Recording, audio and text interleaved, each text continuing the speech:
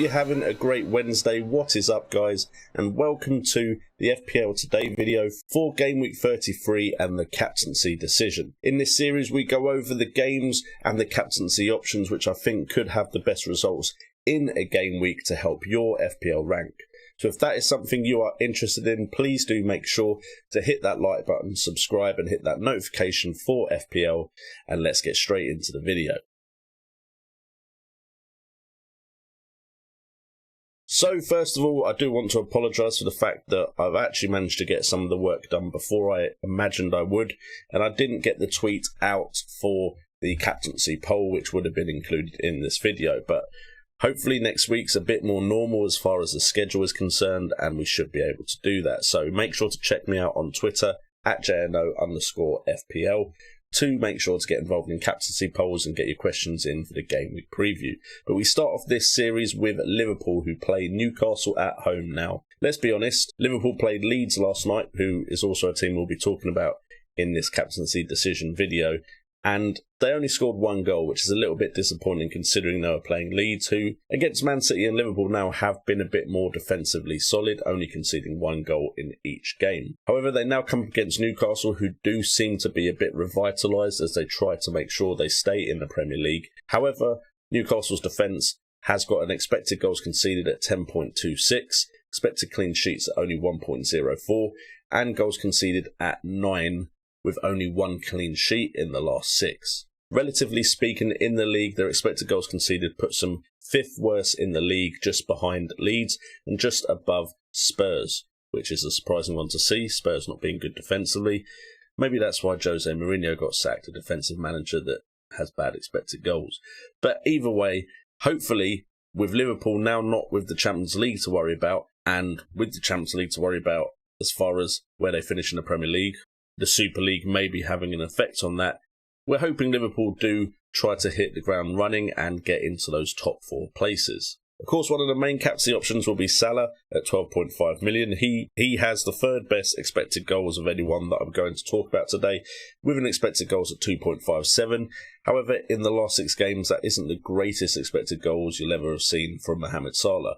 Expected assists is at 1.20, and his expected goal involvement is the highest of any of the Liverpool options at 39%. He did also get rested in the game against Leeds, coming on as a substitute near the end when they were 1-0 up. It looked like Klopp wanted to see out the game and hopefully get another goal. The reverse happened and Leeds, of course, equalised. But Salah has now been rested, and hopefully that means he is fully fresh for the game against Newcastle with no other tournaments to worry about. You've also got the likes of Jota to consider. At 2.36, his expected goals are not far behind Mohamed Salah's. Expected assists only at 0.72, and expected goal involvement of 32%.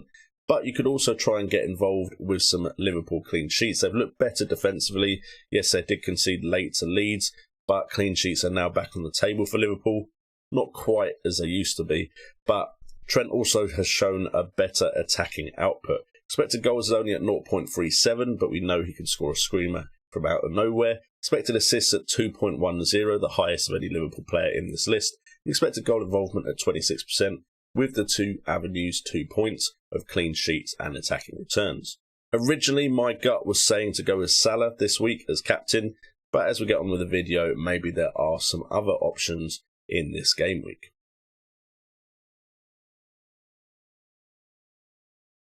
Before we move on with the rest of this video, if you want access to the stats and the fixture tickers I use to make these captaincy decision videos, please do check out Fantasy Football Hub. All the data on FPL Today is taken from the Fantasy Football Hub, with tools such as player comparison to choose the best players out of 2 options, Opta-Stats tables to see who could be hitting form soon and who will be amongst the goals, and a fixture ticker so you know who has not just the form but also the fixtures to match, and so much more, like articles and coverage of other fantasy football games.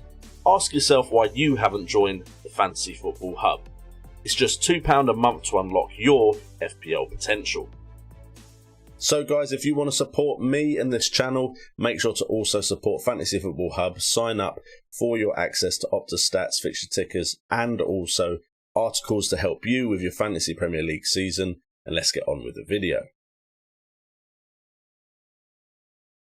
So the next game we're looking at is Man United as they play Leeds away. Now, Leeds in the last 6 have actually kind of improved defensively, but still look very capable of conceding goals. It just seems like they up their game against the bigger teams. And with the Super League in the background, Leeds seem to have taken a very firm stance against this. So maybe there's a bit more inspiration for the Leeds players in this fixture. Expected goals conceded for Leeds is 10.33, with expected clean sheets at 1.19. However, they've only conceded 6 goals.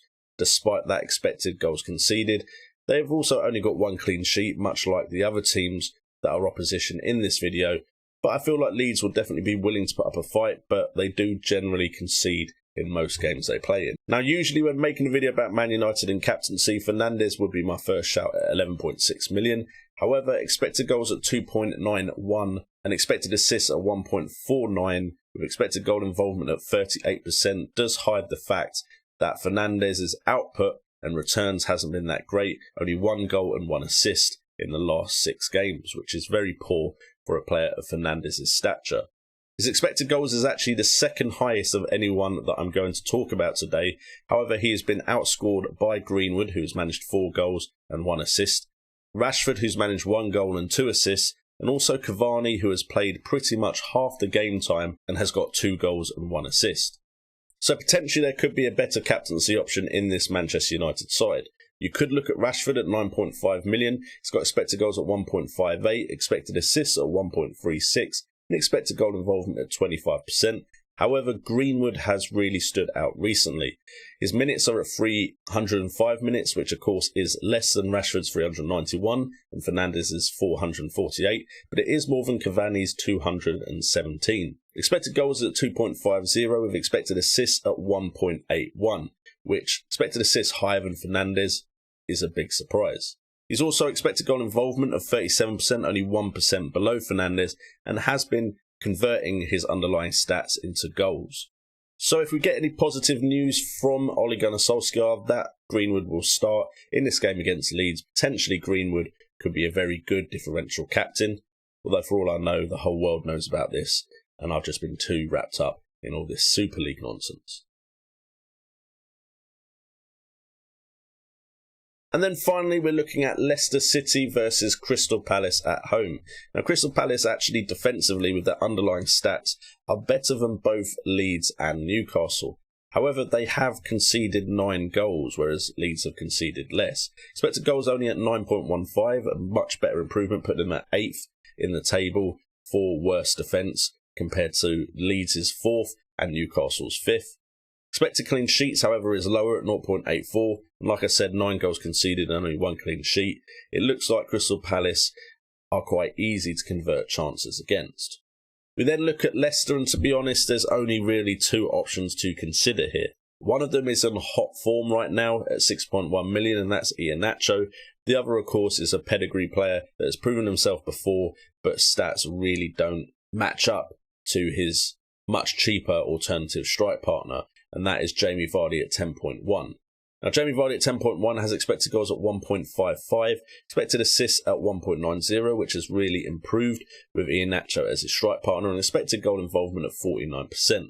However, his expected goals is dwarfed by Iheanacho's 3.14, which is more than double Vardy's expected goals, and that shows in the goals actually scored. Iheanacho has managed 6 goals in the last 4 Premier League games he's played in. Meanwhile, Vardy, with the same game time, has managed no goals but has managed to get 3 assists.